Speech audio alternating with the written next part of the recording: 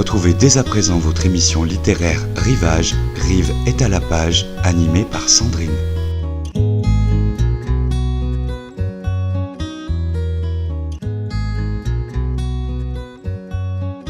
Bonjour, c'est Sandrine, nous sommes sur la chronique Rivage, Rive est à la page, chronique littéraire donc bimensuelle. Il s'agit de la première et pour cette première apparition sur la radio, nous avons choisi de vous présenter une auteure ripagérienne qui écrit du roman satirique, du roman noir, du roman de société et il s'agit de Virginie Liotard. Bonjour. Merci de m'accueillir pour la première. Bonjour Virginie, donc je vais me tourner vers vous et j'aimerais du coup que vous nous fassiez part de votre expérience de romancière, d'écrivain, puisque le but de l'émission c'est de montrer que les jeunes lisent, que les gens lisent, que sur Rive de Gier comme ailleurs il y a encore un engouement autour de la littérature et nous sommes donc ravis de voir que de jeunes auteurs comme vous se mettent à passer le cap et publier du coup des textes qu'ils ont écrits avec la foi, avec ferveur, avec beaucoup de temps et beaucoup de conviction. Je sais que vous avez publié il y a 2 ans environ un roman qui s'appelle Le Coucou et qui est donc disponible dans tous les commerces, librairies de Rive de Gier notamment, pour essayer de faire marcher le commerce de proximité. Et puis pendant cette période du Covid, il me semble que vous êtes passé au format de la nouvelle et que vous envisagez de publier un recueil. Alors se pose la question, pourquoi avoir changé de format entre un roman qui est plutôt long et des nouvelles qui sont des textes très courts par ailleurs ? Alors, je suis passée au format des nouvelles parce que donc, l'année dernière, on a eu une année un peu spéciale. Enfin, ça fait quand même presque 2 ans qu'on galère avec le Covid. Comme je suis prof de SVT, j'ai eu pas mal de cours à distance à faire, donc j'ai eu beaucoup moins de temps et j'avais quand même envie d'écrire quelque chose. J'avais pas mal d'idées qui germaient dans ma tête, mais ça avait ni queue ni tête. C'était plein d'idées différentes qui ne pouvaient pas rentrer dans un seul roman, donc je me suis dit pourquoi pas faire des petites histoires. Et en plus, au point de vue du temps de rédaction, c'était plus court. Il y avait c'est moins dans le continu d'un roman où il faut être vraiment dedans et s'y tenir, alors que là, je pouvais rédiger une nouvelle et puis rester un petit moment sans le faire. C'était moins chronophage. Voilà, tout simplement. D'accord, donc une raison plus de côté pratique, ouais, voilà, pratique, de ne pas être noyé dans un texte long qui aurait demandé une organisation peut-être plus complexe à mettre en place, mais de l'écriture qui jaillit par moment, qui ne prend pas non plus trop de temps, et qui tourne tout de même autour des mêmes thèmes, puisque je trouve que j'ai eu la chance de lire vos textes, vos nouvelles, avant même qu'elles ne soient éditées, que certains thèmes sont finalement les mêmes que ceux du Coucou. Souvent, cela tourne autour de l'analyse de la société, avec un regard peut-être un petit peu cynique, et puis un engouement pour tout ce qui va être scientifique et l'étude de la nature. Est-ce que vous vous retrouvez dans ces 2 axes ? Oui, donc comme je l'ai dit juste avant, je suis prof de SVT, donc forcément la nature, les animaux, c'est mon domaine de prédilection. Donc ouais, j'adore parler de ça, forcément. Ça tourne toujours autour des animaux, de leur cycle de vie, des choses un peu particulières qui peuvent tourner autour de ces thèmes-là. Pour ce qui est du comportement humain, comme je me passionnais pour l'éthologie, donc le comportement animal, finalement l'humain c'est un animal aussi, donc je m'intéresse aussi au comportement des humains. Voilà pourquoi. D'accord, donc ça fait un peu analyste finalement, qu'il s'agisse du monde animal ou des hommes. Et dans cette analyse, j'ai le sentiment que vous souhaitez surtout essayer de nous emmener sur des pistes que nous-mêmes n'aurions pas forcément eu à l'esprit. C'est ce qu'on appelle le twist. C'est vrai que dans la structure de la nouvelle, c'est quasiment indissociable avec le genre lui-même. Il s'agit de surprendre et de nous emmener sur des voies qu'on n'aurait pas forcément devinées. Est-ce que ça vous amuse finalement de piéger le lecteur et d'essayer de l'orienter vers une direction tout en imaginant un final un peu surprenant. Ouais, j'ai essayé en tout cas de mener le lecteur vers des fausses pistes pour qu'à la fin il soit un peu scotché. Enfin, j'espère. Voilà. C'était le but. Et ouais, c'est ce qui me plaît aussi dans les nouvelles, c'est d'être un peu choqué par la fin et puis de se dire oh là là, d'accord. Des fois, on a même envie de relire la chose pour trouver les détails qui ont mené jusqu'à cette fin. Voilà. Oui, une série d'indices. Il y a toujours notamment des choses disséminées de part et là qui nous permettent de commencer à envisager que nous soyons sur une fausse piste. C'est de toute façon le procédé de la plupart des séries télé également, avec un format court et avec cette envie de surprendre et de laisser le lecteur à la fois dans la situation d'avoir été piégé et puis dans l'envie de recommencer l'expérimentation suivante en cherchant les indices et en disant cette fois-ci je ne vais pas passer à travers et je saurai vers quoi me dirige cette lecture. Du coup, en termes, par exemple, de lecture et de séries télé, est-ce que vous avez des œuvres qui vous inspirent particulièrement ou pour lesquelles le schéma, justement, vous plaît ? Alors, les séries télé. Alors, je m'identifie à certaines séries, c'est ça ? Pas forcément, mais vous disiez en tant que lecteur, vous aimez bien justement jouer ce jeu-là, oui, de trouver des indices et de vous laisser surprendre. Et puis, y a eu des lectures qui m'ont marqué. Le cas d'Ino Buzzati, il y avait des nouvelles qui m'avaient scotché, quoi. Et ça, c'était ce genre de truc que je voulais faire un peu quelque chose dans ce genre-là. Voilà. Avec la chute marquante, on se dit, voilà. D'accord. Sinon, au niveau lecture, moi j'aime aussi les thrillers, hein, j'aime beaucoup Tilliez. Puis j'aime aussi les livres, les drames un peu psychologiques. Là, je suis en train de lire, j'ai fini de lire Un amour impossible de Christine Angot, donc c'est pas du tout un thriller. Voilà, donc tout ce qui touche à la nature humaine, on va dire. Ce choix est amusant parce qu'en fait, le point commun entre ce que vous écrivez et ce que vous appréciez en tant que lecteur, il y a quand même ce côté thriller avec une connotation scientifique, analyse de la société avec un brin de romantisme aussi, et puis les chutes surprenantes et le côté presque trash de certaines nouvelles de la grande époque, surtout du 19e et du 20e siècle. C'est pas forcément une tradition française, mais on voit bien avec Edgar Allan Poe ou d'autres auteurs, ou même Stephen King aux États-Unis, que la nouvelle est un genre qui a vraiment un public pour ce type de lecture courte et surprenante.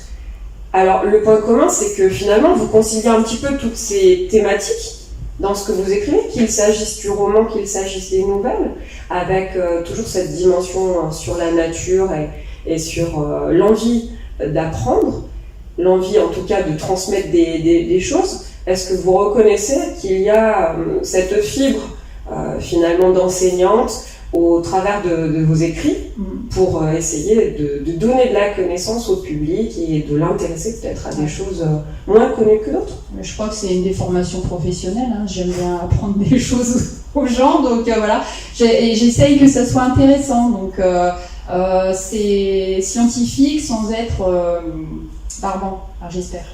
Un peu comme les fourmis finalement. Voilà. Puisque Werber avait tenté la même chose, de nous faire prendre au jeu, de nous intéresser pour une colonie d'insectes qui paraissait totalement finalement secondaire à nos yeux.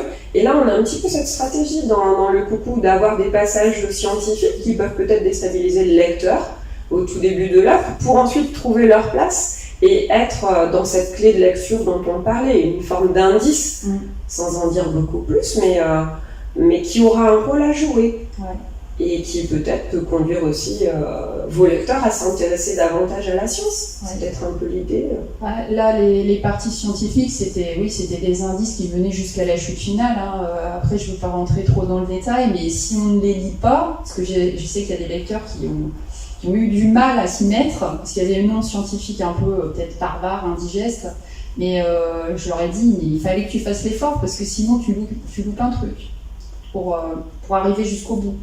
Oui, c'est une clé vraiment indispensable. Après, on peut lire en diagonale ou on peut lire sans forcément tout comprendre. déchiffrer chacun des noms techniques, mais en tout cas en comprenant qu'en soi c'est un des procédés qui vont servir à mieux comprendre la situation finale lorsque tout s'emballe. Et justement, vous parliez de la chute, c'est vraiment, sans jeu de mots, le titre que vous envisagiez pour le recueil de nouvelles. Ouais. Chute au sens se taire, chute au sens peut-être aussi La chute. attendons le retournement de situation et puis essayons de deviner comment les choses vont se terminer. Il y a une chute renversante dans le coucou qui du coup procède un peu de la même façon que les nouvelles mais sur un format plus long et encore une fois qu'on peut acquérir en librairie de manière à mieux comprendre Alors, sur ce dont commande. nous sommes en train de parler. Par contre, c'est sur commande. Ou bien la bouquinerie de l'écologie. Voilà, vous pouvez demander, il n'y a pas de souci. Il est aussi en format numérique. Hein. D'accord. Donc vous avez peut-être des habitudes de travail. Vous disiez avec le Covid c'était plus compliqué et du coup écrire du cours permettait de mieux concilier les différentes activités, notamment les cours en distanciel et le travail d'écrivain. Mais sur un roman plus long, plus abouti comme celui dont nous parlons, Le Coucou, quel est votre rythme de travail? Avez-vous des petites manies d'écrivain? Depuis quand écrivez-vous? Pouvez-vous nous en dire plus? Alors, Le Coucou, je l'ai écrit, je me suis fixé une après-midi par semaine. Donc, à cette année-là, c'était le lundi après-midi. Donc, je m'étais dit, le lundi après-midi, c'est ça. Après, il y avait des fois, ça sautait, hein, parce qu'il y avait d'autres choses plus impératives. Mais généralement, je m'y suis tenue, quoi. Et donc, je sais pas, 3 heures, à peu près 3-4 heures, passées dessus. Sur ordinateur, directement, j'écrivais rien en papier. Je sais pas, ça n'a pas duré si longtemps que ça. Hein. J'avais l'inspiration, on va dire. J'avais fait un plan, déjà, et puis après, je faisais mes chapitres les uns après les autres. Voilà. Je n'ai pas eu vraiment une stratégie particulière, quoi. Et ça a duré peut-être quelques mois. D'accord, mais... Mais alors je ne le faisais pas pendant les vacances aussi, parce que comme j'ai mes filles, Oui, bien sûr. pas mal de bruit, on va dire. Il me faut de la tranquillité absolue, il faut vraiment un silence. D'accord, plutôt l'après-midi, plutôt dans un contexte calme, calme, mais avec un plan. Et du coup, l'idée de la chute renversante, vous l'aviez dès le départ. Ah oui, ouais. Tout s'est construit finalement à partir de l'idée que cette fin C'est ça, ouais. allait être le moment décisif et à ne pas rater pour que le lecteur petit à petit y arrive C'était et ne décidé se laisse pas. d'avance. D'accord, on n'arrive pas à deviner avant la chute comment le roman se terminait. Vous écrivez d'abord sur ordinateur sans procéder à des brouillons. C'est pour ne pas perdre de temps, c'est pour pouvoir retravailler le texte de manière numérique ou c'est tout simplement la société qui nous donne cet outil et qui permet que tout aille vite? Un peu les deux, hein.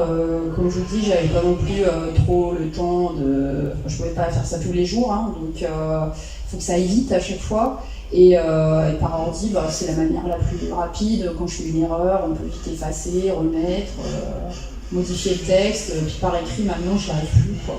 On a perdu l'habitude d'avoir un Le stylet geste dans les mains. graphique, oui. Ouais. Ne nous est plus aussi coutumier que c'était le cas pour les générations précédentes. Quelques trucs, je peux, mais pour écrire complètement. Mais par rapport du coup à un travail d'élaboration du texte, je pense à des élèves ou à de jeunes auteurs qui cherchent justement à aller jusqu'au bout de leur démarche. Vous diriez qu'il est important de relire par exemple ce qu'on a fait la semaine précédente, puisque dans votre cas c'est hebdomadaire, avant de se lancer dans la suite, ou bien qu'il faut avancer coûte que coûte dans son premier jet et la relecture se fera dans une phase ultérieure? Enfin, moi je relisais rapidement ce que j'avais fait la semaine d'avant quand même, parce qu'en une semaine, des fois on oublie un petit peu. Mais comme les chapitres, c'était plutôt lire le chapitre de... parce que c'était un chapitre, un personnage, un autre chapitre, un autre personnage, donc c'était 2 histoires en parallèle, et puis au début qui n'avaient rien à voir l'une de l'autre, donc fallait quand même pas dire n'importe quoi. Hein. C'est sûr que si j'oubliais des choses, ça pouvait éventuellement porter préjudice à mon histoire. Oui, d'accord. Donc il s'agissait en fait de suivre une structure et une structure binaire en reprenant à chaque fois ce qui avait été dit sur le personnage, donc 15 jours plus tôt si Puis, vous changiez régulièrement de narrateur. Il y a eu aussi des phases de recherche parce que comme c'était un peu scientifique, je voulais pas aussi dire des choses fausses, hein, donc j'ai quand même cherché tout ce que j'ai mis, j'ai pas mis n'importe quoi. D'accord. Ouais. Et la partie recherche était une partie qui était antérieure à la rédaction ou bien pendant la narration, il fallait de temps en temps faire des recherches complémentaires? On va dire qu'il y a eu des semaines où c'était, au lieu de l'écriture, c'était des recherches sur la science, quoi. Voilà. Donc beaucoup de travail finalement en amont, de recherche, de documentation, puis ensuite un canevas assez fixe, des contraintes, 3 heures par exemple tous les lundis, avec l'obligation de se relire de manière à ne pas poursuivre dans le vide, que ce soit perdu parce que peut-être que ce n'est pas récupérable, et progresser dans une direction qui était décidée à l'avance. La chute était prévue dès le début de la rédaction. Donc tout était calibré pour que ça soit finalement possible d'aboutir à une œuvre complète je savais à peu et qui vous satisfaisait la première fois que vous l'avez terminée avant de la relire entièrement, dont vous étiez contente. Oui. Bon, c'est déjà en soi un sentiment du coup de satisfaction d'être allé au bout de la J'étais contente d'avoir démarche. fini, c'est sûr, je me suis dit j'ai réussi quoi, parce que j'avais essayé de le faire, en quelle année, j'avais retrouvé un essai de roman sur mon ordi et puis je me rappelais même plus. Mais c'était un peu ce style d'idée. D'accord, Jean-Marie, en fait ce n'était pas la première fois que l'envie vous trottait dans la tête. Vous aviez déjà précédemment écrit d'autres choses, mais pas forcément abouties. Trop tôt, j'avais des enfants trop jeunes et j'étais moins tranquille en fait. Donc il faut une forme de maturité quand même pour que l'on sache le but de la démarche d'écrivain ou qu'on se sente prêt là c'est vraiment, honnêtement, c'est l'ordre pratique. Vraiment de la pratique, parce que moi j'avais toujours l'idée de faire un bouquin. D'accord. Vraiment, même jeune, je disais ça serait cool, mais bon après. Mais après il faut le temps de le faire. Et quand on a des enfants, c'est pas toujours facile de concilier le boulot plus les gamins, quand ils sont petits notamment et qui font beaucoup de bruit, qui sont toujours à nous demander des choses. Je me suis dit c'est pas possible quoi. Voilà. Donc là maintenant elles sont plus grandes, elles me laissent un peu plus tranquille entre guillemets. Donc voilà, c'était le moment. C'était le moment idéal en fait pour se lancer dans la démarche complète. Si je le fais pas là maintenant, je le ferai jamais quoi. Aller au bout et ensuite l'éditer. L'éditer c'était important aussi. Bah oui, tant qu'à faire, c'est le but ultime quoi. Pour être lu, pour que son travail soit reconnu, etc. Et maintenant du coup que le coucou est disponible en librairie et que les nouvelles, on va dire Covid, grâce au Covid, ont été rédigées. Y a-t-il un nouveau projet ? Là, dans l'immédiat, ça va être de faire publier mes nouvelles, déjà. Donc bon, ça va pas être très rapide, je pense. Peut-être. Oui, c'est compliqué. Hasardeux, c'est compliqué. C'est compliqué car toutes les maisons ont pris du retard pour l'édition. Donc bon, déjà ça. Et après, là, dans l'immédiat, non, mais j'ai quand même une autre idée. D'un autre roman. D'un autre roman, donc de repasser sur le format roman et de se lancer dans quelque chose de nouveau. Je voulais le faire après le coucou, mais à cause du Covid, j'ai dit non, ça va pas le faire. Donc là, j'ai fait les nouvelles, c'était autre chose. Et puis, on verra si j'ai le courage. Mais bien sûr. Et nous nous retrouverons d'ailleurs à cette occasion-là pour parler peut-être du titre suivant ou des nouvelles une fois qu'elles seront commercialisées et que les auditeurs pourront les acquérir et les lire. Et se faire plaisir comme je me suis fait plaisir à leur lecture, en me laissant surprendre ou pas, ça dépend. Mais ça, c'est parce que je sais chercher les indices. Voilà, donc si vous avez un petit message pour quelqu'un qui souhaiterait du coup éventuellement passer le cap et franchir le cap de se mettre à écrire, vous lui diriez quoi ? Je dirais qu'il faut se lancer à un moment donné, il faut savoir prendre le temps de se poser c'est plaisant hein, quand on aime ça, c'est un moment pour soi, on est tout seul à sortir ses idées là et c'est vraiment bien, il faut le faire. Voilà. C'est un moment pour soi au départ et puis maintenant c'est un moment de partage une fois le livre accessible au lecteur. Et moi honnêtement je préfère encore quand j'écris. Après, quand je suis lue et qu'on me dit qu'on aime, je suis contente aussi. Hein. Mais après, tout ce qui est aspect commercial, c'est pas mon truc. C'est une autre démarche. Ouais, voilà. D'accord. Donc, désormais, le livre est disponible et vous êtes disponible pour en parler ou pour rencontrer peut-être les lecteurs, puisque les éditions des festivals, les éditions littéraires, etc. vont reprendre.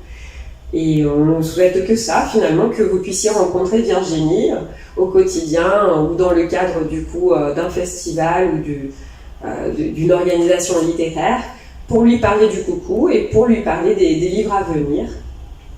Et merci beaucoup Virginie du coup d'avoir répondu à nos questions et de vous être fait connaître des auditeurs de Rive FM. Je rappelle du coup le format de cette émission, il est disponible sur le site Rive FM et il sera du coup bimensuel. Nous nous donnons donc rendez-vous dans 15 jours. Si vous souhaitez participer à l'émission, si vous souhaitez faire des commentaires sur cette émission, vous pouvez tout à fait joindre la radio sur radio.rivefm@gmail.com. Merci beaucoup. Merci Virginie. Au revoir.